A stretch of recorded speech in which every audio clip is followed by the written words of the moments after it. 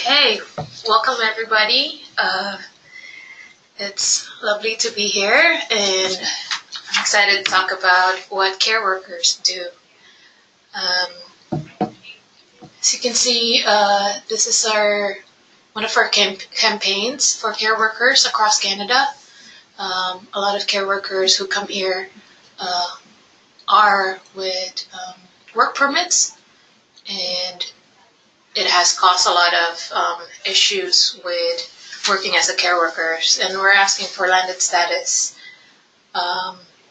If you want to check out our demands, we can check landedstatusnow.ca, and there's also a report that care workers worked on and that we launched last November 2018.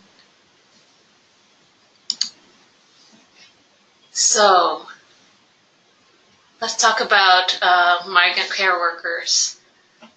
So care workers have been coming here in Canada since the earliest days, taking care of children, people who have high medical needs, and also the elderly. So it all started with European care workers coming here, and then it was only in the 50s or 60s, where Jamaican women, Caribbean women came to Canada as reserve nannies or care workers, domestic workers. And care workers do the necessary work that enables our society and economy to function. You might wonder why we're using care workers instead of caregivers. A lot of care workers have come together and talk about how our work should be recognized as real work, that we're actually doing high skills work.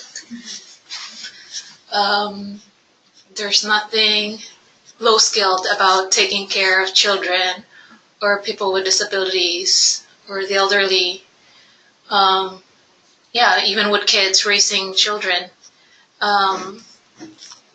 That's really making sure that we raise children that are going to be the next generation, and also making sure that elderly are able to have a quality life while they're still here. So before we jump into the next slide, I just want to mention about how it's important to think about care workers and what's their main what's their main value that they use doing care work, and that's care. I think care workers should be the example of how we should think about our society. When we take care of each other, we need care. And that's bringing back to the very nature of being a human being. When we care for each other, we create a better society. So on the next slide, I'm going to talk about the caregiver program. There are several pathways to getting permanent residency as care workers. This is a really big thing for care workers because it means a lot. And this only happened, so in the 70s, care workers come here temporarily, but they didn't have permanent residency status. For European women, they came here automatically with permanent residency, but when Caribbean women came in here, they were just put into a temporary status. And it was in the 70s when Caribbean women and Filipino women fought back they said enough is enough, that they need the same rights as everybody else. So the government created a pathway for them that they can apply for permanent residency after a required service years. So the Live-In Caregiver Program started in 1992 and ended in November 2014. So in the Live-In Caregiver Program, care workers are required to live in the employer's house. And they were required to work for 2 years before they can apply for permanent residency. And they had to finish that within 4 years. And that's how I came here. Came here in Canada. I came in 2012. And I thought, like, okay, I could finish 2 years really fast. But it took me 4 years to finish the 2-year requirement. It's really hard because our work permit is tied to a specific employer. So when we changed jobs, that meant that we had to reprocess again. In that time, employers were required to get a labor market opinion to show that they can't hire a Canadian care worker. That way they can hire a foreign worker. So that was in the Live-In Caregiver Program. But it became even harder when the Harper government created the Caregiver Program, which is a pilot program under a ministerial order. So it started November 2014 and will be ending this November 2019. And in that program, they took out the live-in component. But also it became harder because getting the LMIA, so they changed from LMO to LMIA. So that's the Labor Market Impact Assessment. So that's a document that Canadian family or employer have to get or get approved before they can hire a care worker. So for the care worker, they have to ask their employer to get that LMIA before they can apply for a work permit. So imagine if you change jobs because you were abused at work, then that meant you have to find an employer who's willing to get that LMIA, and then you have to process your work permit after that LMIA is approved. So based on my experience, it was the time that this caregiver program was put into place. So a lot of employers were really confused on what to do because I was from the Live-In Caregiver Program. So it created more confusion. So for my experience, it took me 1 year and 4 months. So a year to get that LMIA.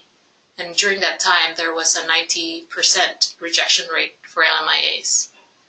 So I waited 1 year, and then once it got approved, I had to submit my application for work permit, and it took me 4 months. So imagine that if you had a tied work permit and you are changing employers, that meant you can't work within that time period because the government sees it as an illegal work. But how are you going to survive here in Canada if you're stuck in that limbo? And in this program, they took out the live-in component, but then put into place 2 different pathways, and that's caring for children and caring for people with high medical needs. So when you're a care worker, you have to know which stream you're going to be in. And each stream have different requirements when you're going to apply for a permanent residency. Before that, I forgot to mention that the LMIA costs $1,000, and a lot of employers would download that cost to care workers because they see it as they're doing the favor for care workers. And when the next opportunity for you, if you're changing employers, if the next opportunity, if let's say you're in the childcare stream, and the next opportunity, and you're really desperate to get that work permit because you want status, and the next opportunity is with an elderly. So it would be harder because when you're applying for permanent residency, you can't count the services that you had with the child care if your next employer is with an elderly. So you just have to stick to the same stream. So it makes it even harder to find the next employer because you just have to focus on like being in the child care or in the high medical needs. And within that program, when you're applying for permanent residency, they have also included the requirement for 1 year post-secondary education, a language tests, and a second medical exam. And a lot of care workers have a hard time even just getting the 1 year post-secondary because they're working full-time. And they can't study while working. So they have to finish. So imagine me, it took me 4 years to finish the 2 years. So it's really impossible. And if you're really lucky with your employer, then if you finish it within 2 years, then this care worker will have to apply to get a student visa, student permit. So that means paying for international fees to get the 1 year post-secondary. So how are you, if for a care worker who is supporting families back home, how are you going to be able to manage if you're earning also below minimum wage? And then you have to pay for international fees, which cost 3 times the amount. This program is not really working for care workers. And a lot of care workers are stuck in the program, and some of them become undocumented because they can't finish it within 4 years. So a lot of care workers have come to Caregivers Action Center and raised these different issues, and we didn't see it until after 2 years, after it was announced how this program really took effect. You can only see it when care workers start applying for permanent residency, and then they realize that they're not eligible. And a lot of care workers who've come here didn't know that before coming to Canada. And a lot of that misinformation or lack of information is coming from also another issue with recruiters.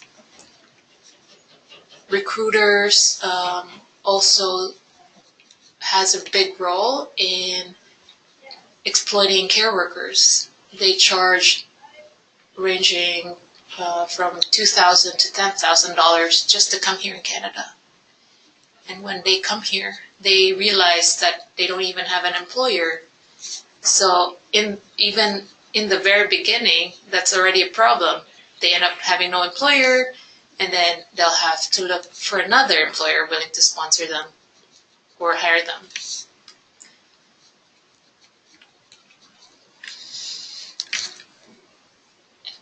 And through care workers organizing, we met with the government, and they created, or they just recently announced this pathway. And it's for care workers, so it's intended for care workers who are already here in Canada. So this is the interim pathway, which you can see on the bottom of the screen. And this interim pathway is only open for starting March 4 to June 4, 2019. And care workers who are here in Canada can apply through this pathway if they have a 1-year experience as care worker. But it also includes different requirements. So in this pathway, through organizing and pushing the government with a better condition for care workers, so they did listen to some. So there are some victories within this interim pathway. So they lowered the education requirement to a Canadian high school diploma. So that made it easier for care workers to be able to apply for permanent residency, and also getting the 1 year. So it's good for care workers who have 1 year, but then this pathway also still excludes a lot of care workers. So for example, care workers who lost status because they came here and they realized, or they were released upon arrival. So that meant like they didn't have a valid work permit anymore. Or for care workers who don't have 1 year experience because they just arrived March of 2000 or before March 2018. And so a lot of them are excluded and they don't know what's going to happen to them. And this pathway is really short. It's 3 months. They announced it February 23rd. And there are also still a lot of different requirements or documents that they have to gather to apply for this pathway. And when you're working as a care worker, it's really hard to take a day off. Most of them can't leave their employers' houses. So basically gathering all the documents between this time period is close to impossible.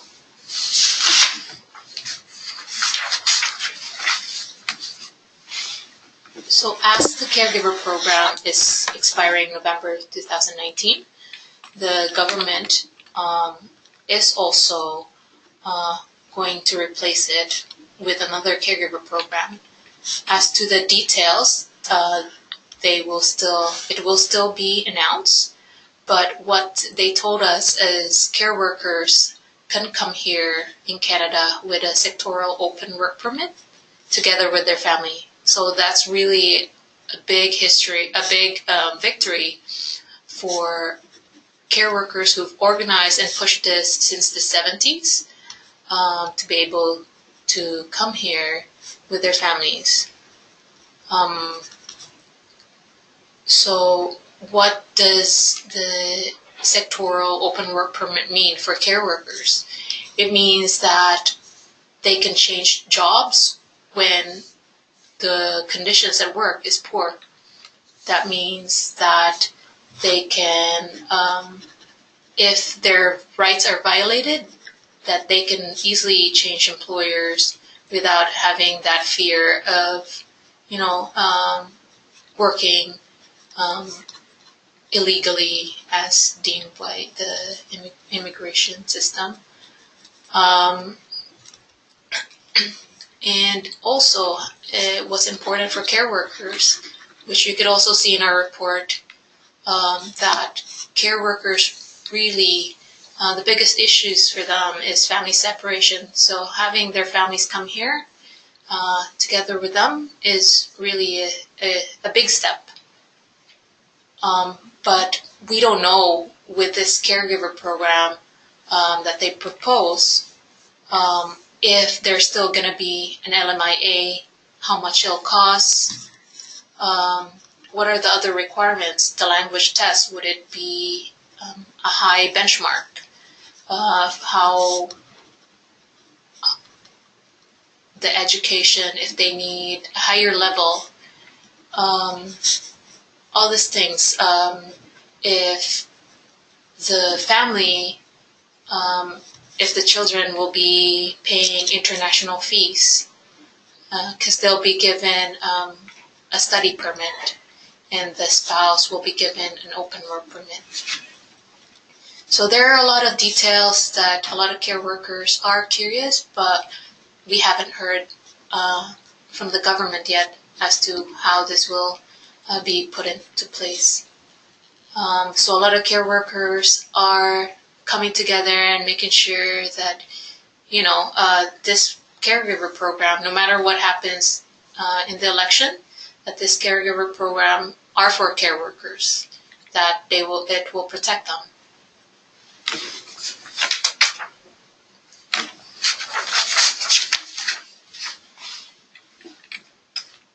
So I will go into details with, I might have already discussed it, but so on the next slide, I'll talk about how the current program works.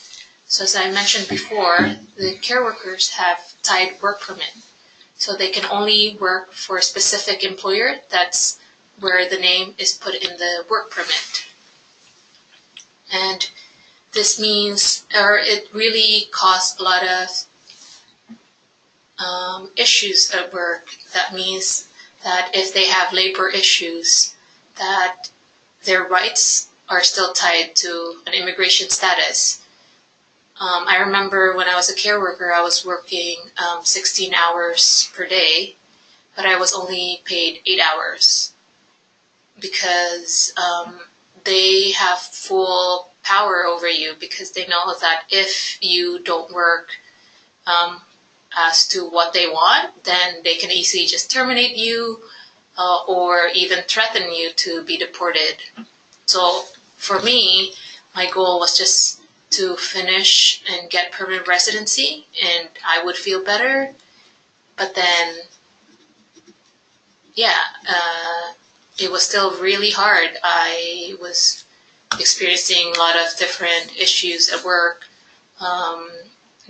or psychologically, I just wanted to finish. So I was taking all these different abuses, verbal abuse, intimidation, just to get through. And with the current program, as I mentioned, there's two streams, the child care and the high medical needs. And care workers have to choose which one at the very beginning and just stick to it. And within the program, since it's a pilot program, there is a cap. So with each stream, care workers, so under the child care, if they're going to apply for permanent residency, they will only take $2,750 per stream. So a lot of care workers who've come here in Canada, I think there's around 8,000 per year that comes.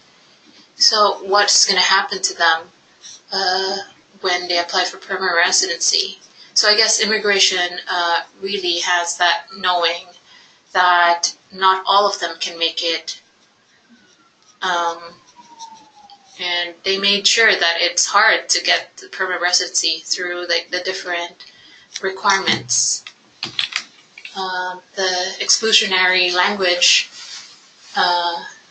tests and educational requirement. So with each stream in the child care, you have to get CLB 5, and for the high medical needs, it's CLB 7. And for the educational requirement, it's 1 year post-secondary Canadian education. And a lot of care workers who are in the older program, which is the Live-In Caregiver program, they are in the backlog. A lot of care workers that I've met and talked to, they haven't seen their families for 10 years because they are in the backlog. And it has caused a lot of, issues with starting from like not being able to be with your families, also not knowing, there's that uncertainty of not knowing when you'll get your permanent residency. And it also costs a lot because a lot of care workers have to, if they have their open work permit, they have to reapply every time. And I think the open work permit is valid 2 years. So that means it costs a lot of money until, they get their permanent residency. And also it has an unfair medical exclusion.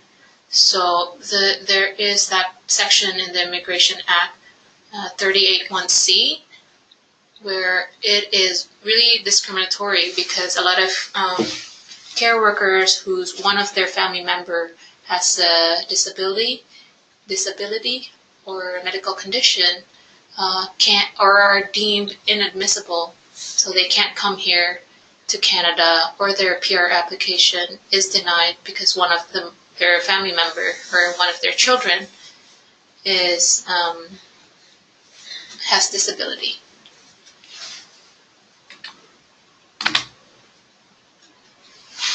Now let's get into the different parts of, or let's talk about gender violence.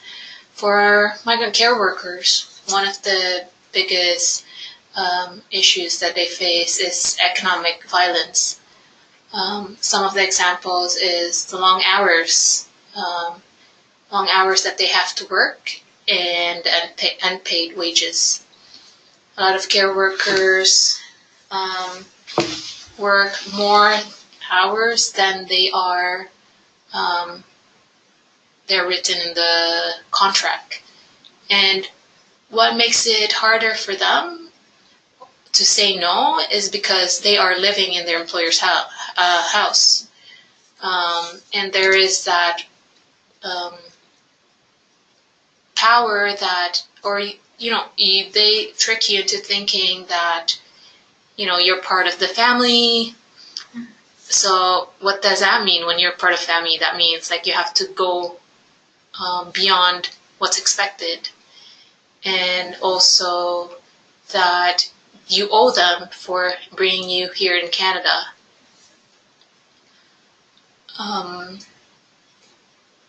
And you can't really say no when you know that your immigration status is at risk. And also when you calculate the hours you've worked to the amount that you're paid, for me, for example, I was working 16 hours, but I was paid only for 8 hours. And at that time it was $11.40. So that meant I was only earning, can't do the math,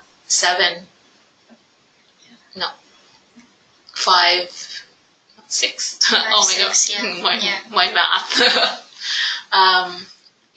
So that's below minimum wage. 5.7. 5.7, yeah. So that's really below minimum wage. And you have to remember, migrant care workers are racialized women. And I think that's how it all starts. How we are categorized, or how care works are seen as low-skilled. Because it's a women's job, or it's a domestic work, so it's easy. That's how I think our immigration system is built, through racism, and also seeing women's work as low skill.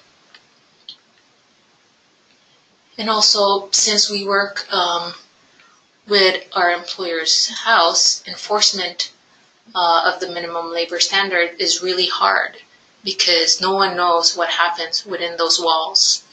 It's a private home. No one can really inspect. No one knows how many hours we work, what are the conditions, and also the living conditions of care workers who are living in their homes. Some of them live in basements with no heaters, and some of them can't even have proper access to food. Some care workers will buy their own food during their day off and make sure they have food to eat during the week when they're working. So I pulled out some of the quotes from care workers from our report. It says here, according to the contract, I work 37.5 hours per week at $11.40 an hour. This was back in 2016. But I work 50 hours and no pay for the extra 12.5 hours. I get $12.75 per month, and that's the net. So she worked 12.5 hours per week without pay. That amounts to $815 per month in unpaid wages and overtime premium pay, which is $9,781 per year. Now imagine all this amount that you can really have, but then you can't because you're too scared to ask for it. You don't want to be deported or lose that chance to finish the 2 years. And this is, I think it's something that we don't normally look at as gender violence, but is one of the biggest things that a lot of care workers experience, is economic violence. And this is only where I'm talking about when care workers are here in Canada, but it all starts in recruiters. Recruiters are not regulated, and they're asking also for huge amount of recruitment fees. So on the next slide is the next kind of gender violence. It's emotional and psychological violence. So the live-in employment arrangement gives employers substantial control over caregivers' food, space, sleep, and social network. And a lot of care workers don't get the right food or don't have access to food. They can't have the food that employers have. I remember one care worker told me, I can't eat at the same table as my employers, or one of my employers don't want to see me when they are in the house, so they have to always go around and not have this eye contact, and it's already a lot of stress because you don't, as a care worker, you don't want to make that mistake and risk yourself in losing the job because you're not following employers' instructions. And also another thing that care workers, especially for taking care of infants or taking care of elderly, a lot of care workers are pulled to do work anytime. So basically they're working 24 hours. They're on call. Some have set up where the children are in the care worker's room that way they can attend to their needs right away. Also, with the elderly, they're there by their bedside, 24 hours. And there's no other person who's going to take their shift. It's only them. And when you're sleeping and just by the bedside, it's not considered work for employers. They don't see it as work. Or when you're with a kid and you're just with them, playing with them, or employers see it as you can still take a break, you can just be with a kid, but then you can watch TV or something. So they don't see it as it's still counted as work. When you're in your employer's house and you can't really do the things that you need to do, it should be considered as work. And other issues like care workers can't leave the home. So that means isolation. They can't have a day off because employers would say like, oh, we hired you, we need you, we don't have anybody to take care of the children. Or there's that emotional blackmail where you feel bad because of just wanting to have a day off, because you feel that you owe them for being here in Canada.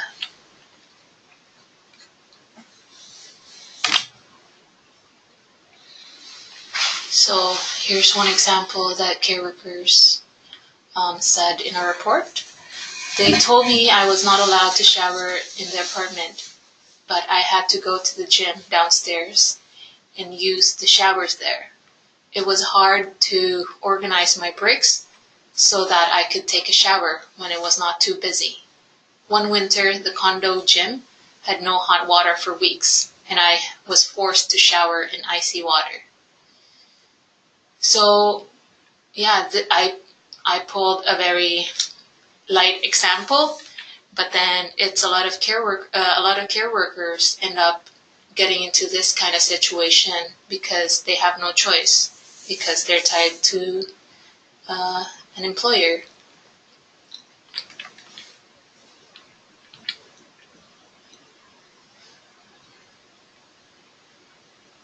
Next one is sexual violence and harassment. So in-home care work creates a condition in which sexual violence and harassment can take place.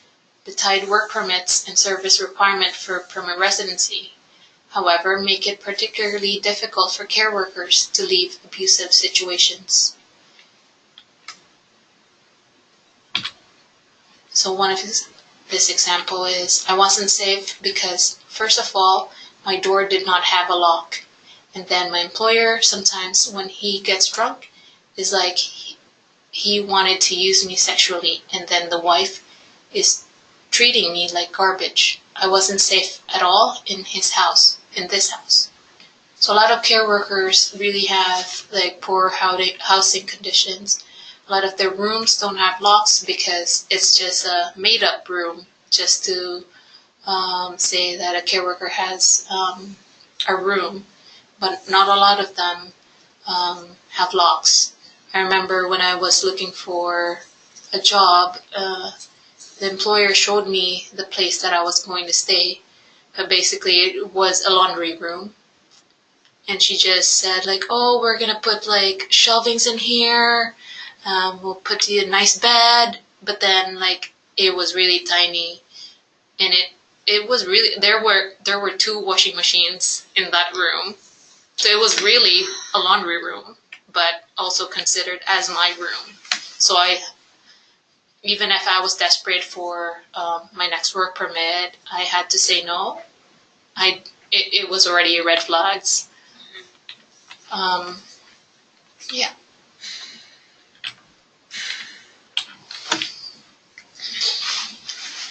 Next one is physical violence. So some care workers are restricted from leaving the house if they're employers and don't have a day off. So even if this is not the common example of physical violence, I think it could still be in a way where you're imprisoned in your employer's homes. You can't leave and have a day off.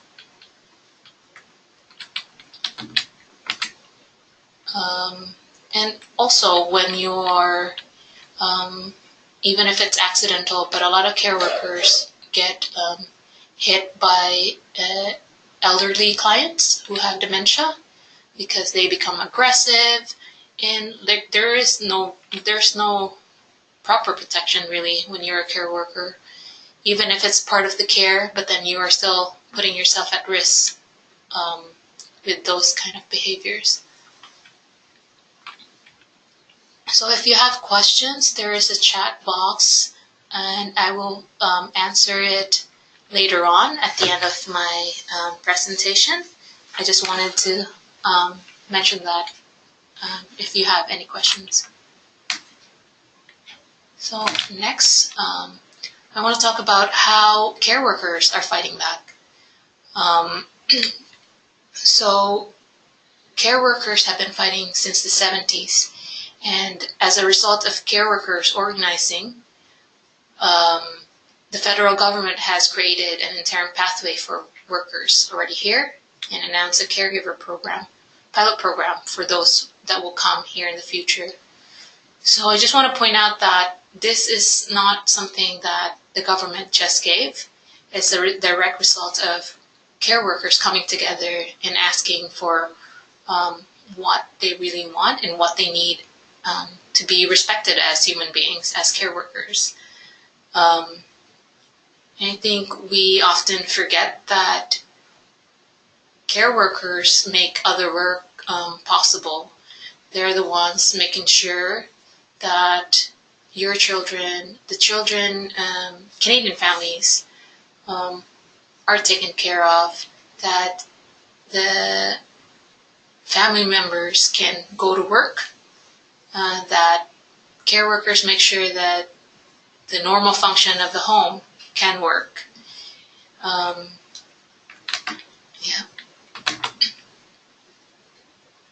So, what is the future of care workers in Canada? Care work is without a doubt a core and growing part of Canada's labour market and social infrastructure. Without care work, the Canadian economy and society can't function. So, it is a really big part for care workers, as care worker myself, to think about what the future would look like. It might be hard, but I think a lot of care workers still look forward to seeing that it won't only be a better future for themselves, but also for care workers who will come in the future. And care workers have come up with what they want to happen in the caregiver program. So the government has announced the pilot program, but care workers, we need a fundamental and permanent reform. The government should create a federal workers program for care workers that provide landed status upon our entry, and for care workers and for families. So what we're asking is not really like a special treatment. We're asking for the same rights as other workers who come here in Canada. And we want to start the same page as everybody else. Be able to have the same rights, access to rights, even have access to public services, healthcare, and other social services. And I think we need to think that care workers are really contributing to this economy, and why are we depriving them of those rights? Care workers have been giving a lot to this Canadian society, and they need the care back. they need the Canadian society to take care of them. And by taking care of them, that means permanent residency upon arrival, and making sure that they're able to be with their families, be able to spend special moments with them, be able to talk to them about how their day went, just like other people, normal people, human beings. And as we are asking for a better future for care workers, we also want to make sure that no one is left behind, that care workers who are here in Canada are able to apply to this interim pathway, that care workers who became undocumented or who have not finished the 12 months can apply for this pathway to permanent residency. I think they deserve and have the right to be treated as human beings.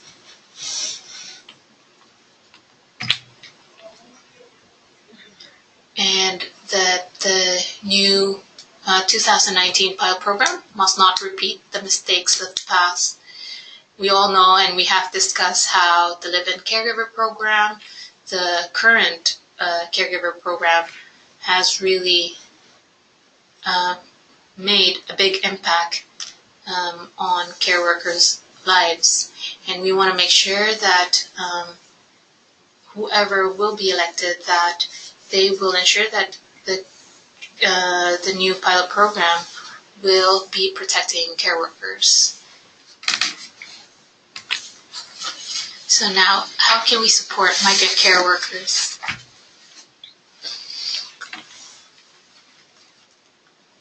We need to use a human rights approach rather than an anti-trafficking framework.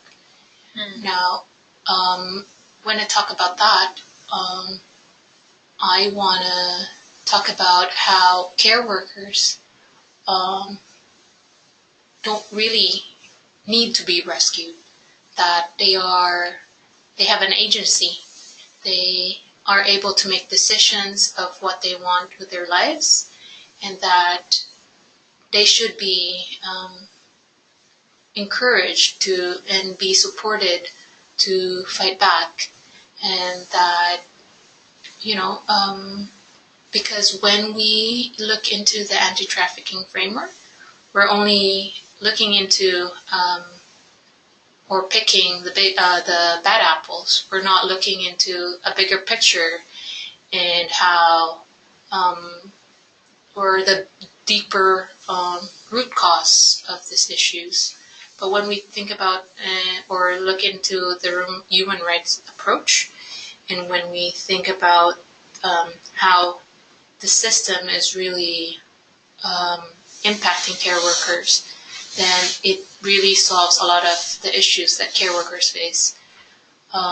We're not just looking into it into a case-to-case basis where we wait for care workers to come out and speak up about their issues, that they're abused at work. I think we need to look at it and how, in a collective perspective, where it's not only one care worker or two care workers who have this really abusive situation, but we need to make sure that care workers can create changes within the system, that they are the experts with their lives, with the caregiver program, and I think that's a better approach in supporting care workers. It's hard when I know it's just human nature when we want to help people, but we also have to remember that that we shouldn't be overstepping on their boundaries, on their decision making.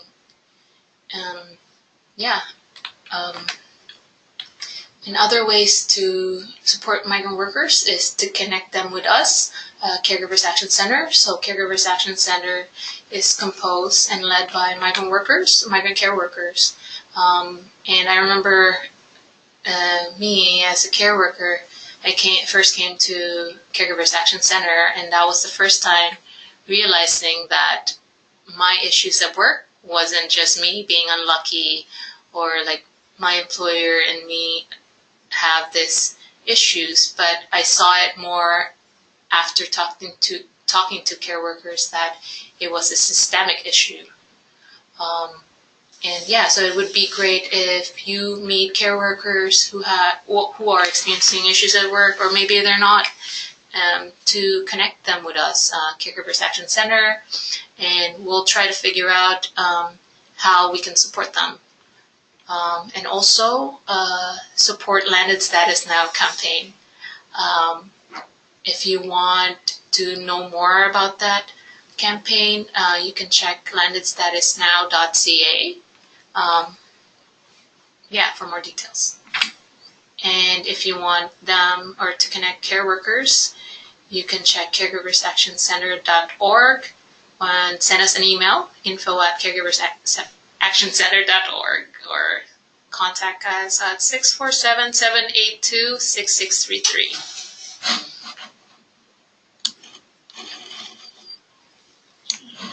Questions? Is there any questions?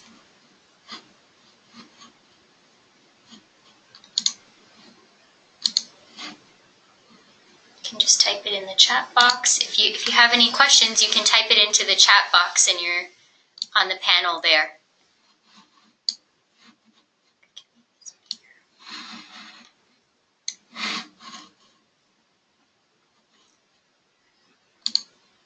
Any thoughts or comments? Thoughts, comments? I'm willing to answer. We have... Is there a time limit? 8 minutes? Yeah, but we can go a bit over if we need to. Any questions? No questions? Okay. I'll wait.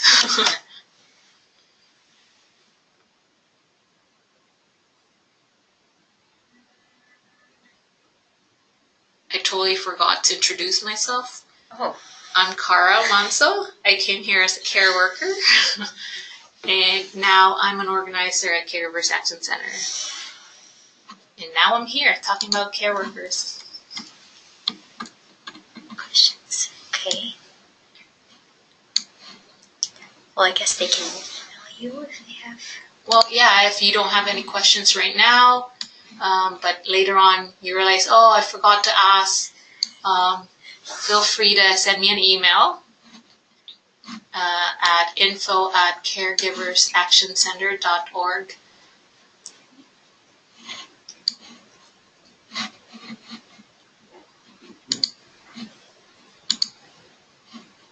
Okay, yeah.